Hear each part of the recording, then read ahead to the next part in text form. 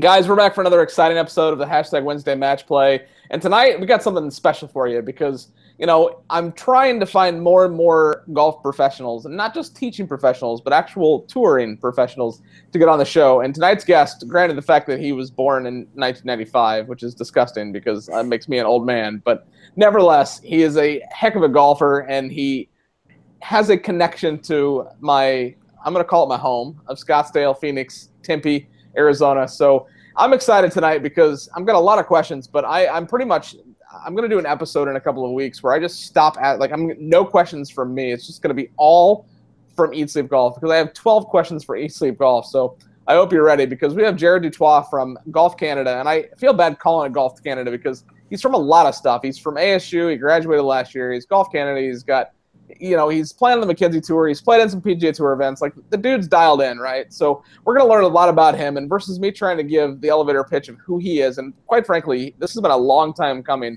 We've been talking about getting you on the show for at least a season and a half now. So I can't thank you enough for coming on the show, but give us a couple of tidbits into who you are, what you do, where you're playing, like who is Jared and what's going on, and welcome to the Hashtag Wednesday Match Play.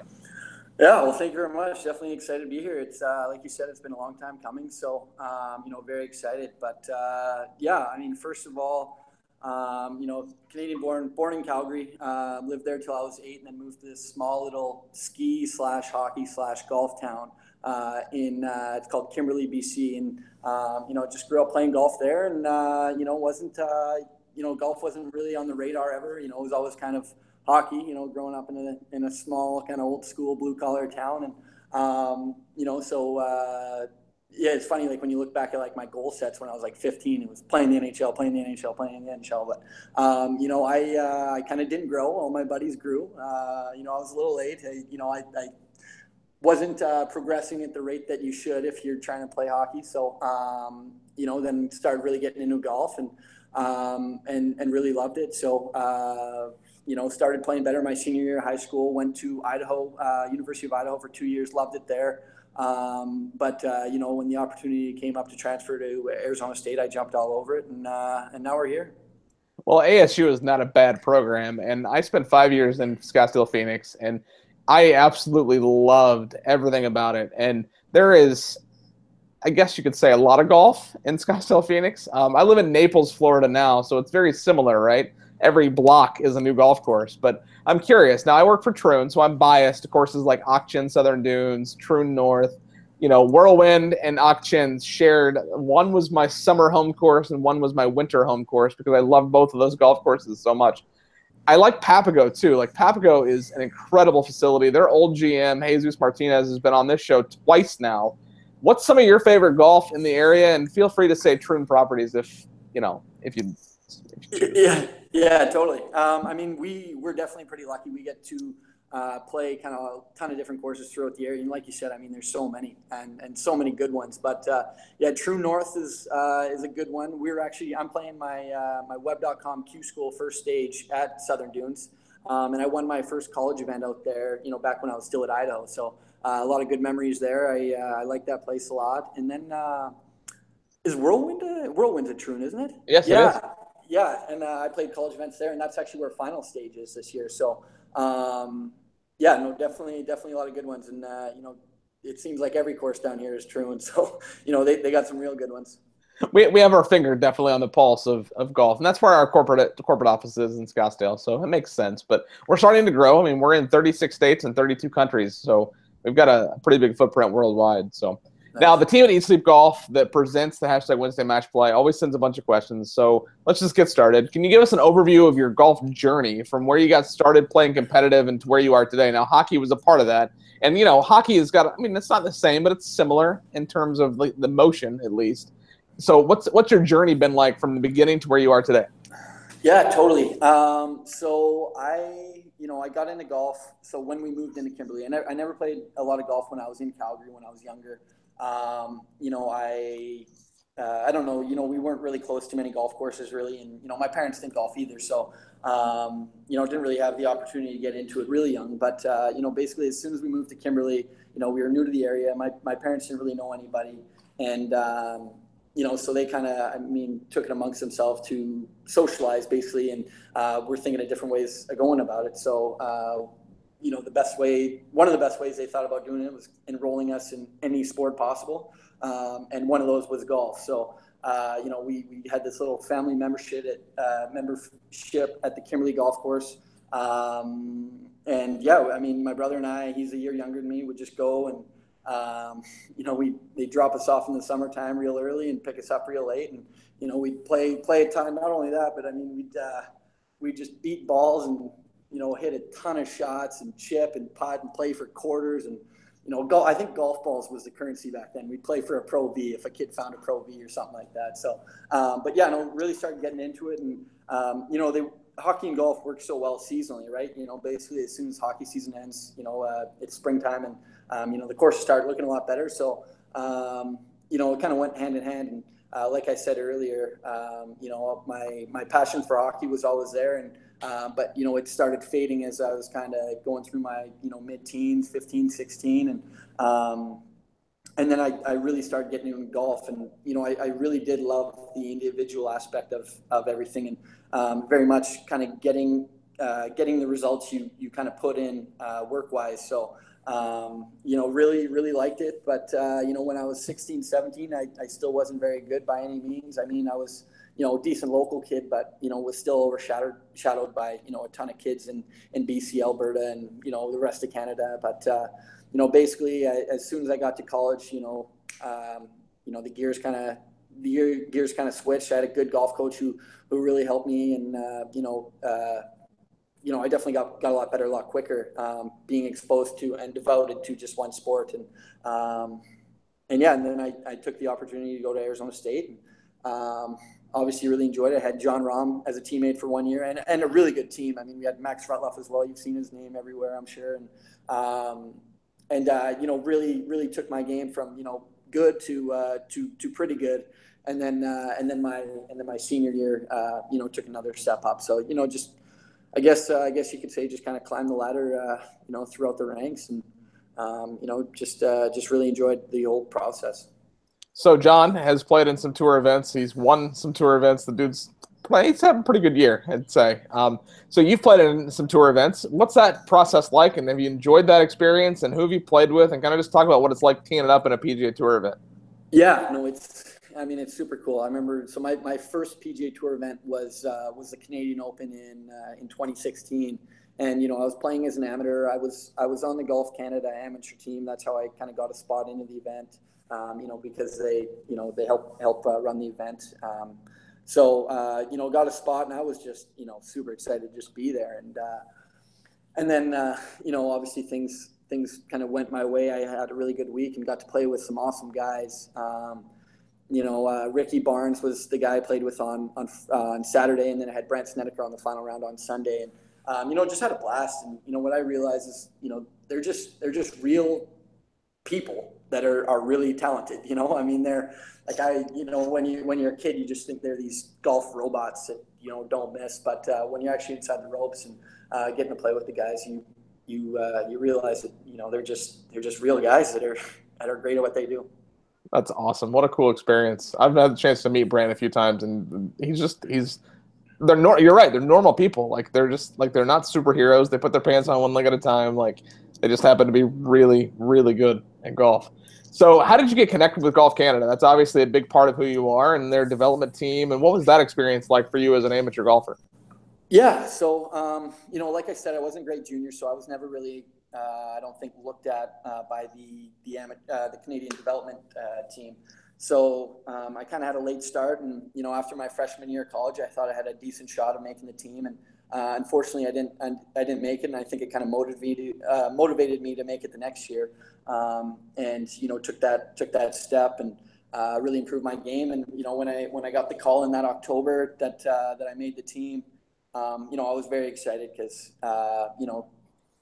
and I'd only heard like what goes on from outsiders basically, and everything they're exposed to, and I was just when I found out I was going to get that opportunity, I was just thrilled. And so I got the call in October. We had our training camp, and throughout the years they kind of do 2, 3, maybe 4 training camps a year. kind of either based in the U.S. or Canada, wherever the weather's good, pretty much. And then yeah, I mean, you just go play, and there's so many aspects that you do. You do a big physical side, a mental side. Obviously, golf side, you work with a bunch of machinery that you would never be exposed to unless you had help like that. So and it really ever since I got on the team again, it really helped me to make the next step and hit the ground running when it came to pro golf this year. So practice is obviously a big part of what you do. Like that's just a huge portion of being a professional golfer. What's your practice routine look like? I mean, are you doing it 5, 6, 7 days a week, and kind of what's your routine like? Yeah, I mean, so throughout the year, or the off season will be a lot more mechanical work. So I'll beat balls for a couple hours a day, and really try and focus on all of them, obviously, and then get a lot of kind of mechanical work on the putting green and chipping green. But from a week to week during the season standpoint, it's a lot more working with what you got, and I think I really kind of learned that my senior year of college to not try and be perfect, but to really just go out and make whatever you have work, and so that really helped me. And then even this year on the PGA Tour Canada, I even more so did that. And so a week. I'll just give you a regular week on the Canadian Tour, but basically, you get in either Sunday or Monday. Maybe a little maintenance work on Monday. Pro-Am usually Tuesday. So you don't want to practice too much to kind of wear yourself out.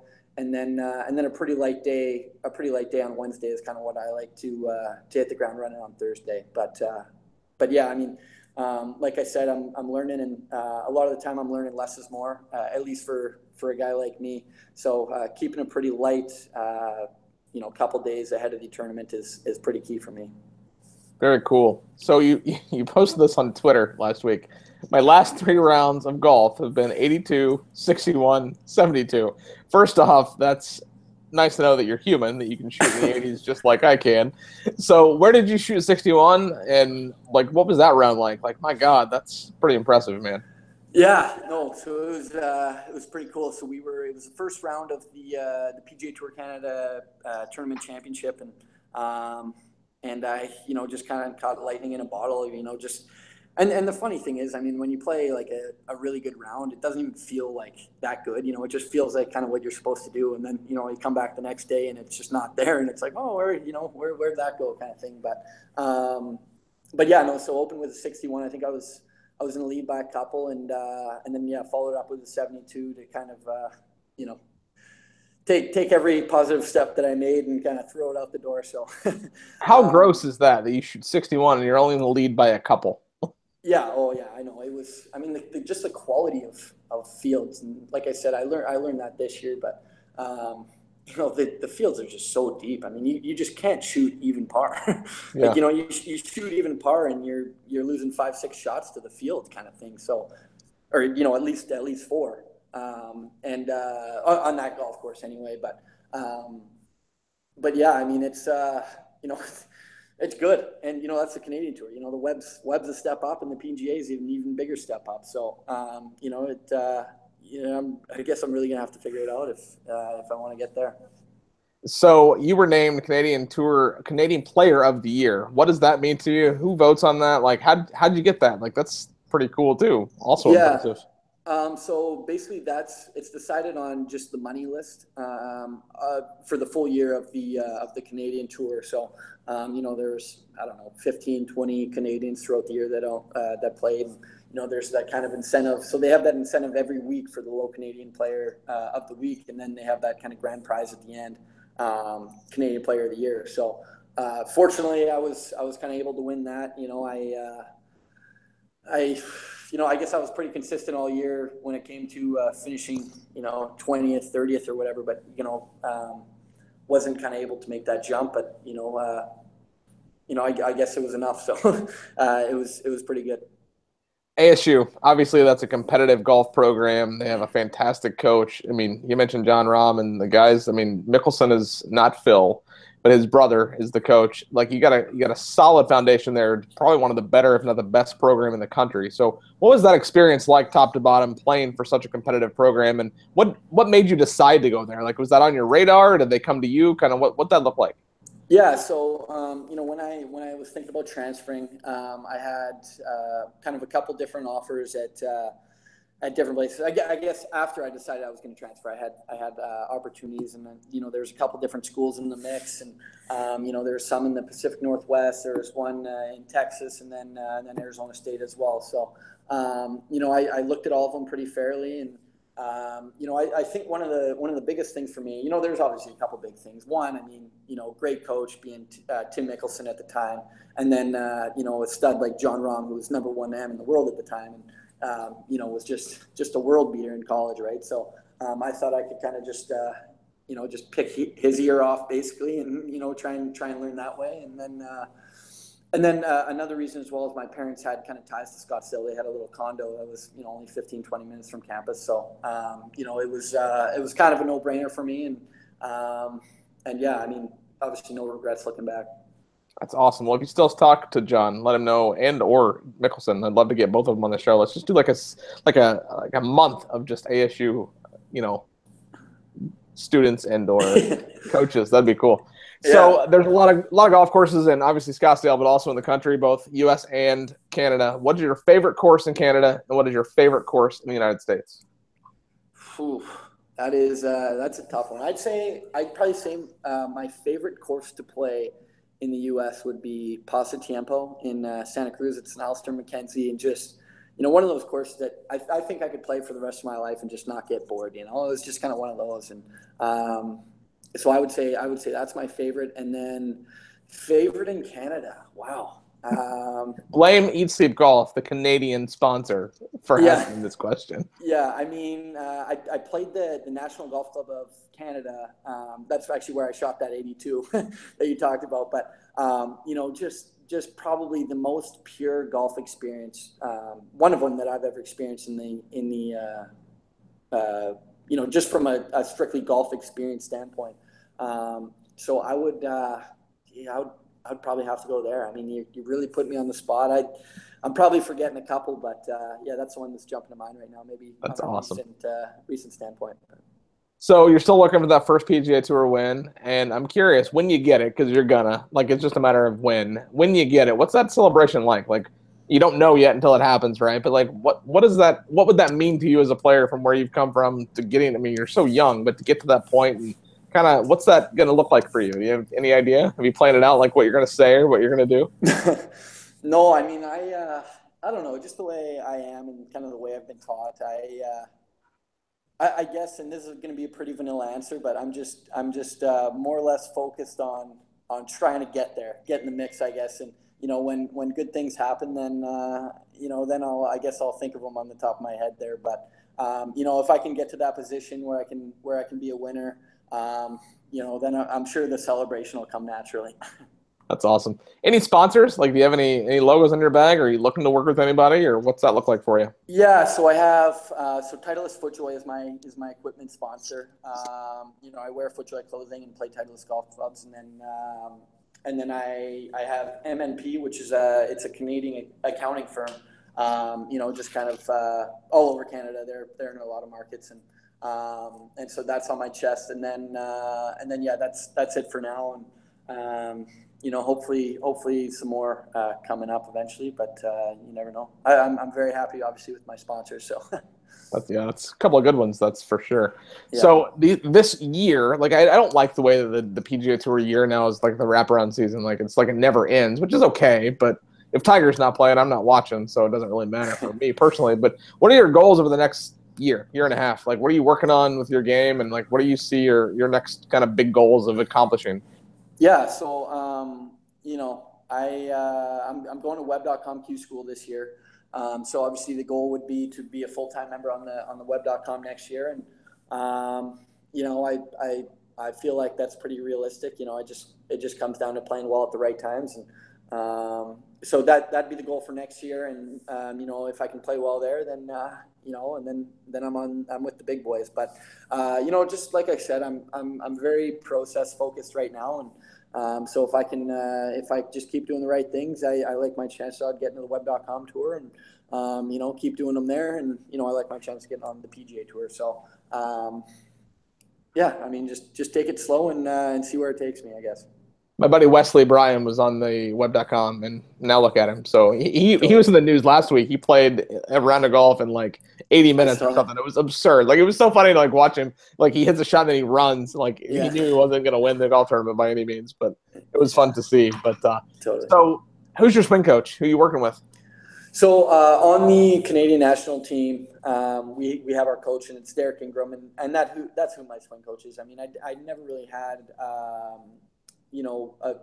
a ton of coaching kind of when I was younger. I had some local pros at the Kimberley Golf Club and some other clubs in the area really helped me out, and I would have called them my coach. But Derek has been he's been very influential to me. He's been with the Canadian amateur and young pro team for, I'm probably going to screw it up, but 10, 15 years or so. And, so he's really experienced. He's worked with a lot of guys like Mackenzie Hughes and, a lot of the real solid Canadian players. So, he's really taken my game from B to A, I think. And, if I can keep working with him, I'll, like I said, I like my chances. So how do you handle like the travel schedule? Like, you're going, I mean, you're talking about arriving on Sunday, Monday, and then playing all week. Like, I mean, so what's the travel schedule like? And do you travel with and this is funny, entourage? This is from Scott from Eat Sleep Golf, family, other golfers, swing coach, etc. So what's the travel schedule like, and do you travel with an entourage?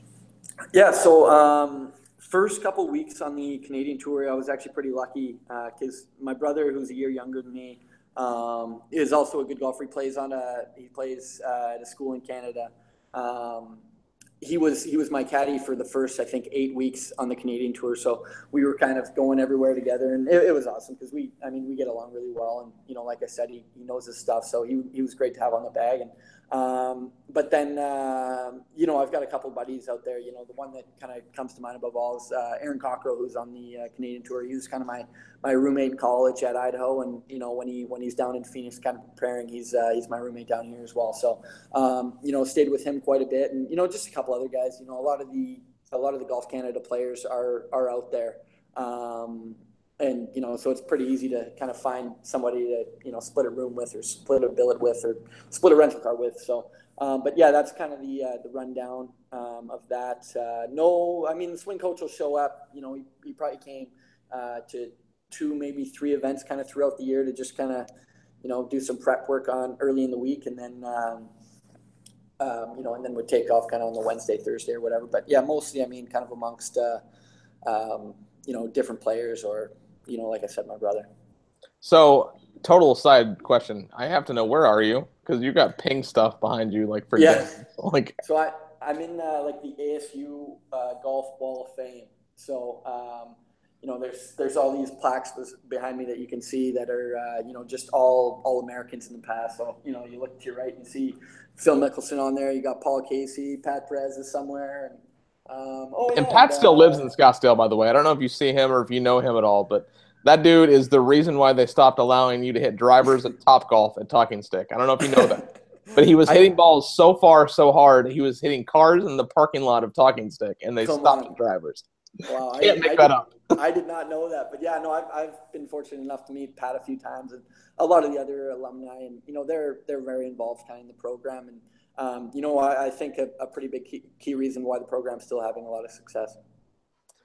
So I didn't tell you before we went live, this was going to fly by. We only have a couple of questions left before we jump to the back nine, but what is your number one most memorable golf accomplishment to date? I mean, you've probably got 1,000 of them, but what's the most memorable that you currently have? Yeah, so I mean, I guess if that's a situational question, Canadian Open hands down when I was in the final group on the Sunday there, and playing in Canada, it was pretty electric for me. I kind of just blacked out there, and was just riding adrenaline, and just trying to get the ball airborne every time. So that was probably my most significant golf memory. Like I said, situationally, but I think when it comes to my golf career, I think probably one of my biggest wins was I won the BC Junior right before going to college, and that really kind of got to my mind, and really put the thought of kind of professional golf and seeing as how far I could go into the picture. So yeah, I don't know. Does that answer your question? Well, I was hoping you were going to say when you shot 82 a couple of weeks ago, but no big deal. Yeah, for sure. Okay, so before we jump to the back nine, one more question. What advice would you give to junior golfers, high school, college kids that are looking to pursue golf as a career? Like, obviously, you shoot 61 and you only got a couple of stroke lead. Like, it's not an easy career path. So what advice, I mean, you're young, but having come from where you have to where you are today and looking to go to the web.com and the PGA Tour next, what advice would you give somebody looking to follow in those footsteps?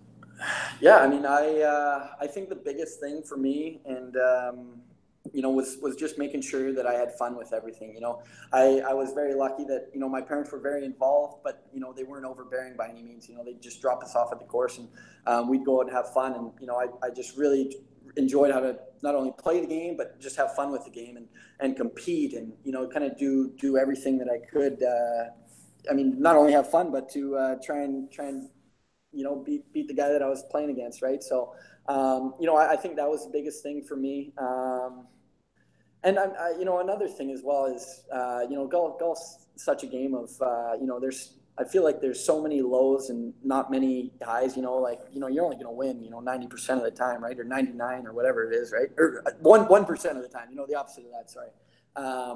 And so, you really have to learn to bring the positives out every week and, try not to take the lows too personally, and and when you are playing well and you are winning, really learn to enjoy it and really learn to appreciate it. Thank you so much for coming on the show. This has been so fun. Like, it literally, like, a half an hour just flew by, and it's fun to hear from somebody that not only lives in Scottsdale, because I got a certain spot in my heart for Scottsdale, but to know that there's somebody out there that is in Scottsdale right now and just rub it in. The weather is finally got below 100 degrees, which is nice, but I don't mind the heat. So yeah. I'm okay with that. But before I let you go, we got this segment called the Back Nine. It's just 9 fun random golf questions. You ready for your back nine? Yes, I am. Okay, you're barely 21. But what is your favorite bar on Mill Avenue? Oof. I'd have to go Whiskey Row, probably. Okay, all right. What golf ball are you currently playing? I am playing the Pro V1, not the XD1. I made the switch in my senior year of college. See, the X, I don't swing hard enough to hit the X. I play the regular Pro V1 myself, and it spins so much better around the greens. The X hits, checks, and rolls, whereas the Pro V1 hits, checks, and stops. So totally. Good call. Now, you're going to embarrass me when you answer this, but how far do you hit your driver? Whew.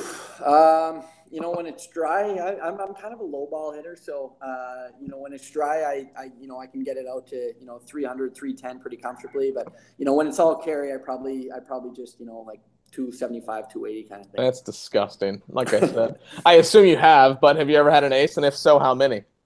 I have. I've had 4. Not fair. Share. Yeah. I want one. Yeah. Yeah, and I'd say the most memorable to get into that was at Southern Highlands in Vegas. It was one of the biggest college events, and I made a hole-in-one on the back nine, and really kind of got me into contention there. So there you are. That's cool, man. What is your home course? Home course, so I guess there's a couple different answers there, but the one that I grew up was the Kimberley Golf Club. But most recently, I've been living in Calgary in the summers, and I would say the Glencoe Golf Club in Calgary has been my home course. Side question, only because I know, but this is not a part of the back nine. Papago is a pretty good golf course. Do you guys practice and play there, or when was that transition was kind of happening right when you were graduating though? So what was that? Did you get a chance to play and practice at Papago a lot, or were you still stuck over there by campus? Yeah, no, yeah. We moved around so much. I think we played, like my senior year, we played like 35 courses in the area. But the most of that, Papago was one of the main ones. Because it is so close to campus, and it's a really good, solid golf course. But so yeah, that Papago, and yeah, we're still at Carson right now. So. Carson's a fun course. Like, I don't love his designs, but like hole 1, he just puts mounds in the middle of the fairway because that makes sense. But I do like that golf course, so that's cool that you get to split it up. And Papago though, like that's just, that's a hard golf course too. And that doesn't matter what tees you play. That's a hard golf course. Yeah. What is your favorite golf movie? Ooh. Hardest question of the night. Yeah, it's there's so many good ones. The Caddyshack's timeless. I'll probably go with Caddyshack. Okay, that's an easy answer. One of these days, Someone is going to say the legend of Bagger Vance. They're not going to mean it, but they're going to say it. And I'm going to pretend that they mean it. Yeah. Do you ever get nervous on the first tee? All the time, just about every time. I mean, you definitely do kind of build up a tolerance, but you know, if there aren't a little nerves, and you don't care, right? So I definitely get pretty nervous out there, especially on hole one. So we become quick friends here. Now, be very careful how you answer this. I'm Tiger's biggest fan. He's all around me. Do you think he breaks Jack's record? Why or why not? And be very careful how you answer this question. I hate to break your heart here, but I'm going to say no. And if you would ask me a couple years ago, I would have said yeah. But I mean, just the body. Even this year, like I'm 22 or whatever, and really learning the importance of being healthy out there. And I just think his body's a little too beat up. But I hope he proves me wrong. If he comes back healthy, which he's never done in his career since he's been hurt, the 4 times that he's left, come back, he's finally waited.